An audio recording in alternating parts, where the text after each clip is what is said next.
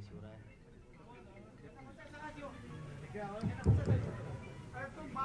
येतो का आवाज येतो?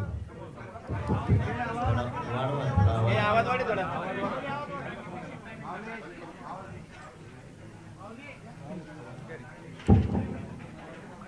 सगळ्यांना जय शिवराय. आज 25 जानेवारी पासून पुन्हा आपण आमरण उपोषण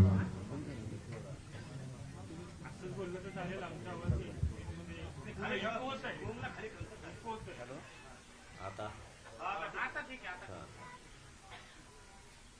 25 जानेवारी पासून आज आपण पुन्हा आमरण उपोषण सुरू केलं आहे. उद्या 25 जानेवारीला 26 जानेवारीला 1 वर्ष पूर्ण होत आहे. सगळ्या सोयऱ्यांची अधिसूचना काढली.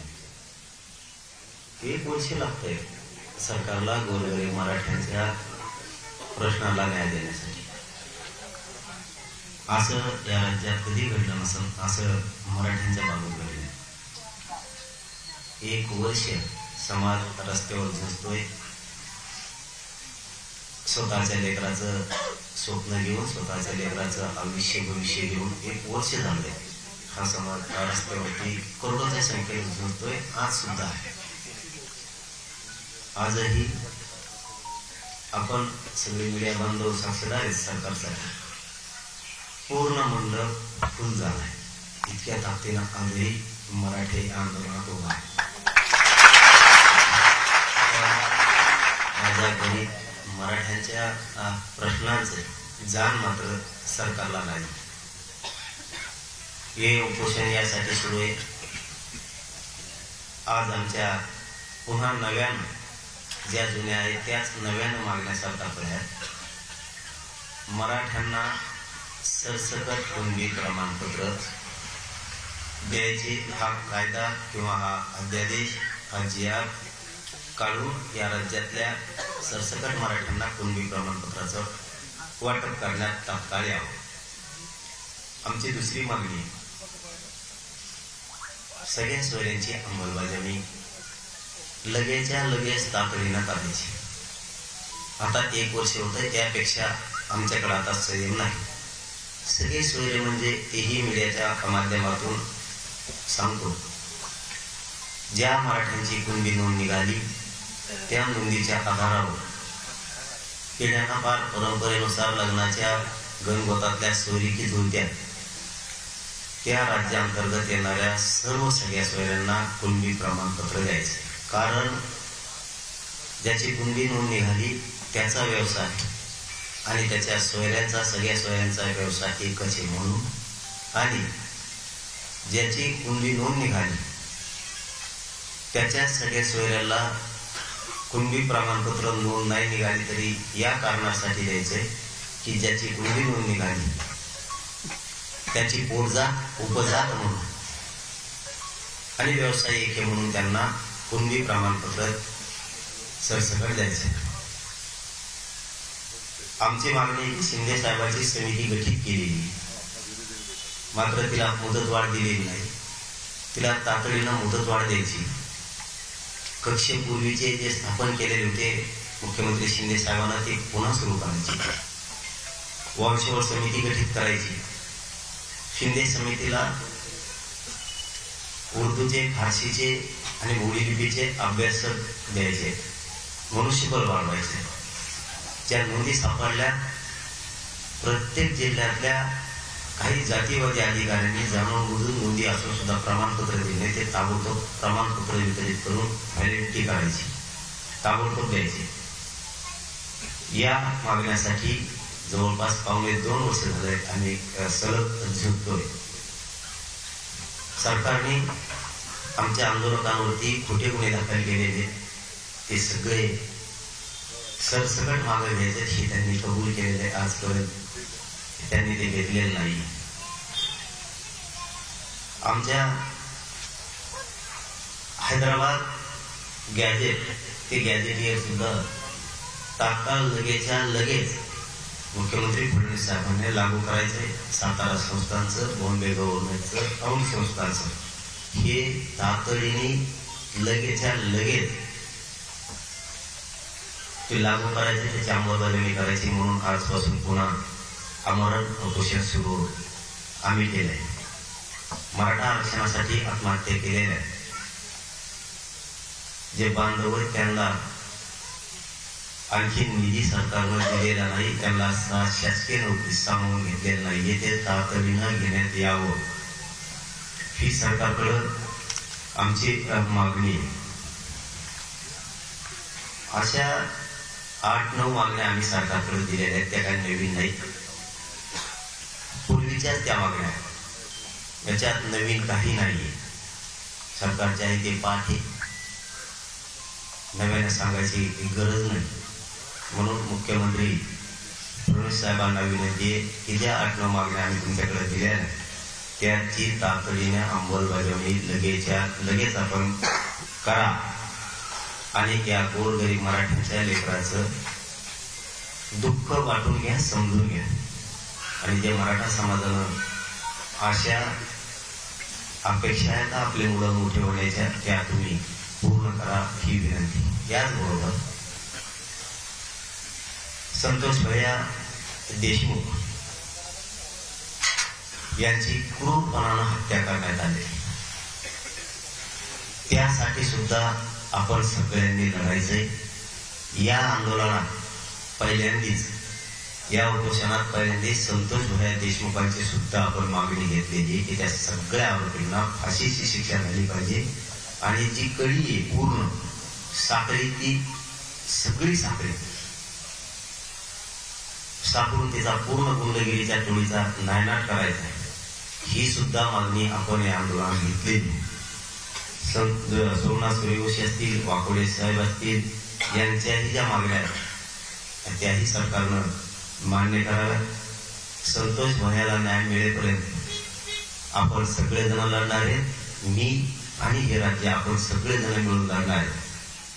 संतोष भैयाला न्याय मिळण्यासाठी सुद्धा हे उपोषण सुरू आहे, कारण ही मागणी आपण त्यांच्यासाठी पण घेतली. इथूनही आपण संतोष भैयासाठी लढणार आहे. पुन्हा शेवटचं सांगतो, कारण लय बोलायची गरज नाहीये. पुऱ्या सरकारला माहिती आहे मराठ्यांच्या मागण्या काय आहेत. आमच्या सगळ्या ज्या मागण्या आहेत तुमच्याकडं 8, 9, 10 मागण्या, त्या सगळ्याला त्याला तातडीनं अंमलबजावणी आहे ही मुख्यमंत्र्यांना या ठिकाणावर विनंती.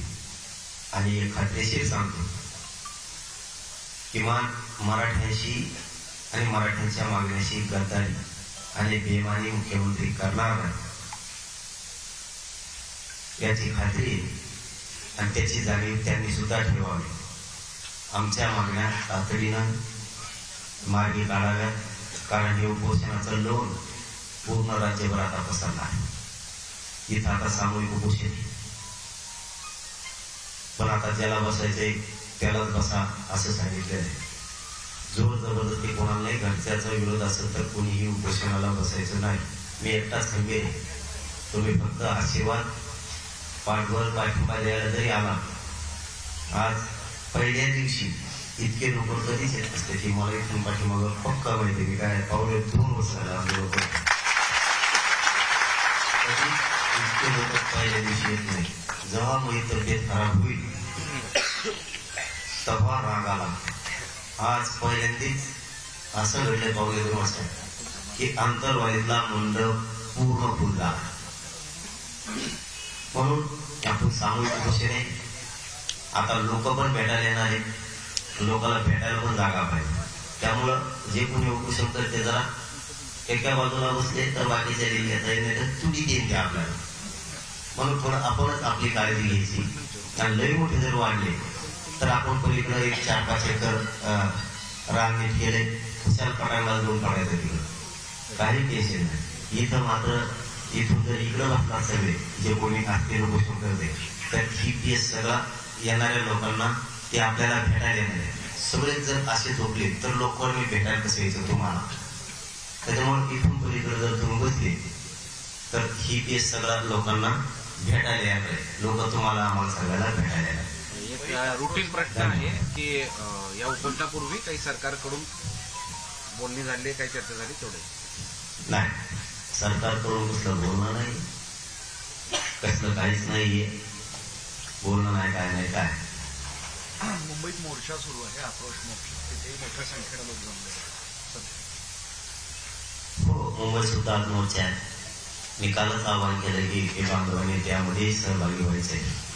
इथं जरी उपोषण असलो तरी संतोष भयासाठी पण आहे आणि मराठा समाजासाठी पण आहे.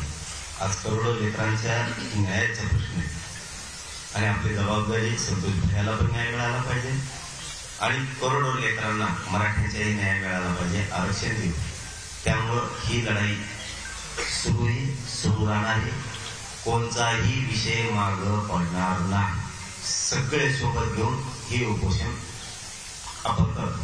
गेल्या वेळेसही तुमचा मुख्यमंत्र्यांवर विश्वास होता, त्यावेळेस एकनाथ शिंदे मुख्यमंत्री होते. आता मुख्यमंत्र्यांमध्ये बदल झाला, आताही तुम्ही विश्वास व्यक्त करताय, मात्र या 15 महिन्यात तुमच्या मागण्या पूर्ण झालेल्या नाहीये. तुम्ही विश्वास व्यक्त करताय बा? का विश्वास व्यक्त करायचा नाही त्याचं कारण सांगा. पूर्वी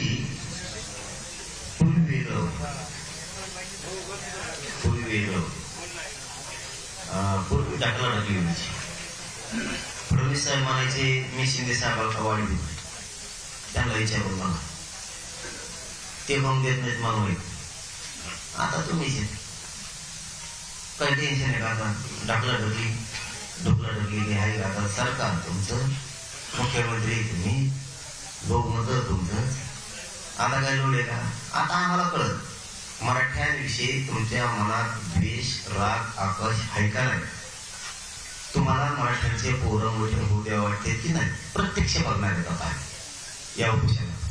तुमचं मराठ्यांच्या बद्दलची भावना काय? हे राज्य उभं राज्य आता बघणार. म्हणजे तुमच्या पक्षातले मराठी पण बघणार आहेत आणि शेतकरी मराठी पण बघणार. आता बोलायला जागाच नाही. आम्ही काय बोललो का फडणवीस साहेबाला? नाही.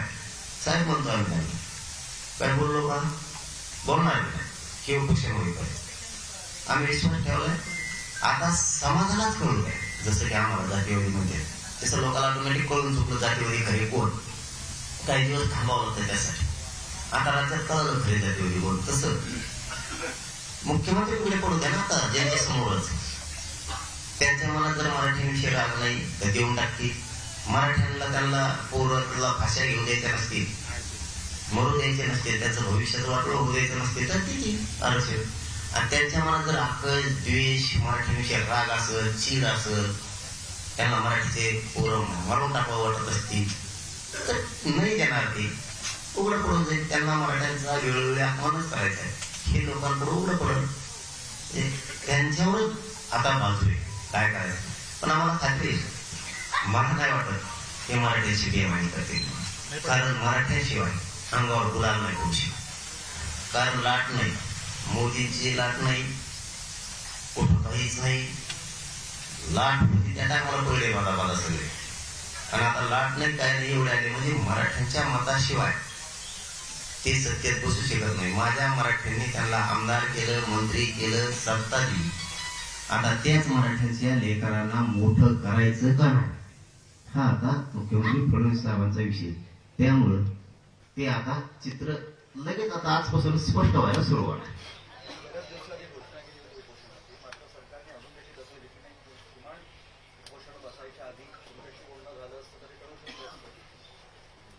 बोलणं करायचं एकाने ते त्यांचा विषय. पण आमचा विषय काय? त्यांनी जरी आम्ही लई दिवस झाले तुमच्या म्हणण्यानुसार घोषणा केली उपोषणाची, आमच्यासाठी हे महत्वाचं आहे. आम्हाला कोण शत्रू मानतंय, आमच्या अन्नात कोणचा सरकारचा मंत्री किंवा मुख्यमंत्री विष घालायला निघालाय हे आम्हाला चित्र क्लिअर होणं गरजेचं आहे. जसं एखाद्या घटनेचा तपास करतो आपण आणि तपासांती लक्षात येतं मग की हा दोषी, तसं या उपोषणाच्या माध्यमातून आम्हाला आमचा खरा मारेकरी कोण, आमच्या लेकरांचा खरा वाटोळा करणारा कोण, कुणाच्या मनात माझ्या गोरगरीब जातीविषयी आकर्ष आहे, द्वेष आहे, द्वेषानं त्यांच्या विचारात विष पेरलेलं आहे, ते आम्हाला याच्यातून उघडं पाडायचं किंवा समाज उघड्या डोळ्यानं बघणार. की आपण जर यांना सत्ता दिली तर हे आपल्याला आरक्षण किंवा